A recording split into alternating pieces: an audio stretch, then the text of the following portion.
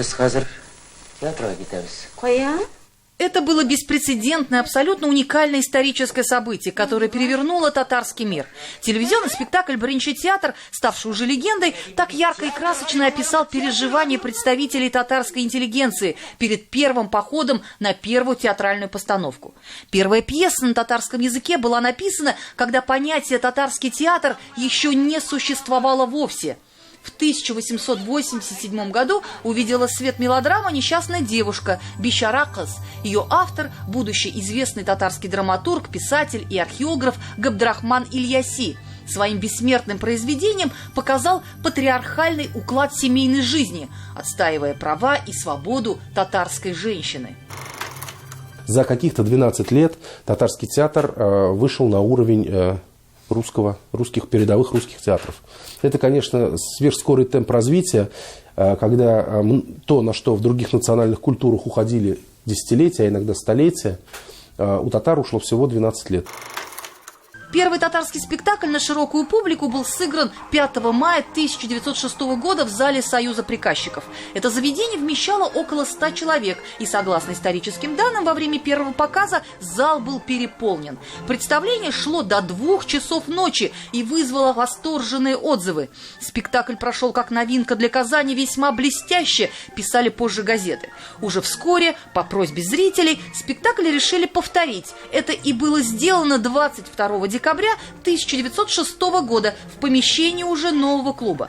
Накануне по городу были расклеены афиши, и публики собралось столько, что яблоку негде было упасть. Этот день и стал точкой отсчета театральной истории татар. Впрочем, историкам известно и о более ранних попытках организовать публичные спектакли на татарском языке, например, в Оренбурге. Еще в 1905 году выпускник Казанской учительской школы Ильяс Кудашев-Ашказарский организовал небольшую, но сильную труппу из актеров-любителей. В мае 1907 года оренбургская труппа впервые выезжает на гастроли по городам Поволжья. В Нижнем Новгороде в нее вступает первая женщина-актриса Сахибжамал Гизатуллина-Волжская. До этого все женские роли в театре играли актеры-мужчины. Волею судьбы там же, на Макарьевской ярмарке, где выступали татарские артисты, окажется в поисках работы молодой Габдулла Кариев. С ярмарки он уедет вместе с труппой и всю свою оставшуюся жизнь посвятит татарскому театру.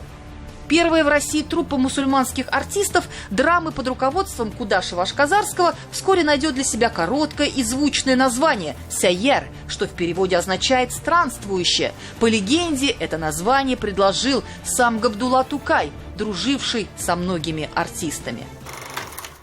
В 2012 году первая татарская актриса Сахибжамал Гизатуллина-Волжская уходит из театра, из Саяра, и организует в Уфе вторую труппу «Нур», «Луч».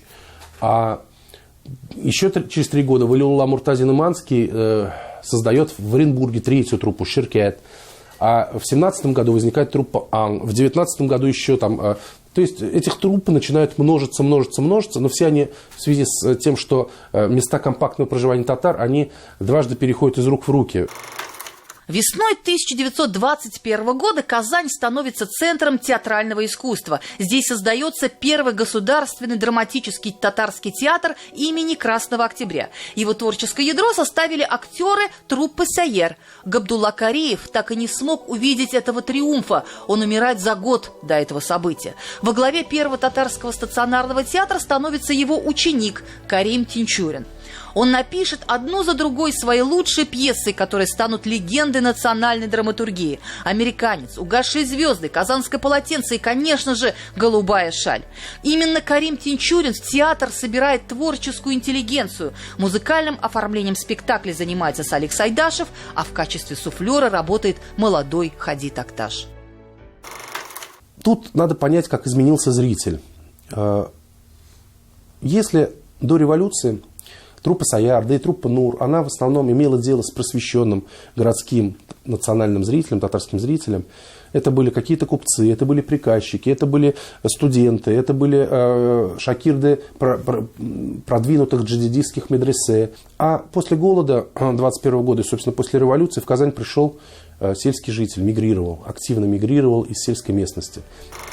В 1922 году Карим Тинчурин создает первый татарский театральный техникум и руководит первым выпуском актеров, на котором будет учиться и отец будущего легендарного режиссера Марселя Салимжанова Хаким Салимжанов. Но в 1938 году знаменитый драматург Карим Тинчурин, любимец народа, будет репрессирован и расстрелян.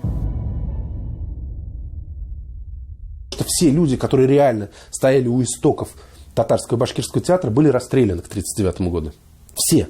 Это Тинчурин, у нас Бурнаш был в лагере, ну не расстрелян, но умер в лагере. Это Фатых Сайфи Казан, до этого умерли, их бы тоже всех расстреляли. Но очень было жесткое отношение, если мы почитаем литературную энциклопедию, которая выпускалась в 30-е годы, что там пишется о Сагите Рамиеве, что там пишется о Фатыхе Амирхане, что там пишется о Тукае, мелкобуржуазный националист и так далее. Это все, понимаете, все были запрещены. В 1939 году Татарскому академическому театру присваивают имя драматурга Галиаскара Камала. Впереди еще будут новые испытания и сталинскими репрессиями, и войной. На каждом из этих этапов деятели татарского искусства заплатили высокую цену. Лишь в 1956 году, после 20-го съезда КПСС, были реабилитированы славные имена Карима Тинчурина и Фатхи Бурнаша, которые теперь золотыми буквами вписаны в историю театра. Артисты Татарского академического театра сегодня – это продолжатели славной традиции своих предшественников. Их знают и любят не только в своей республике. Постановки театра давно уже обрели международную известность. И как бы пафосно это ни звучало, но действительность такова. Татарский театр всего за 114 лет встал наравне с представителями русской и мировой сцены, вобрав в себя все богатство родной культуры и лучших театральных традиций. Ильзира Юзаева, Ренат Юзаев, Андрей Кузьмин. 7 дней. Все выпуски программы «7 дней» смотрите на YouTube-канале ТНВ.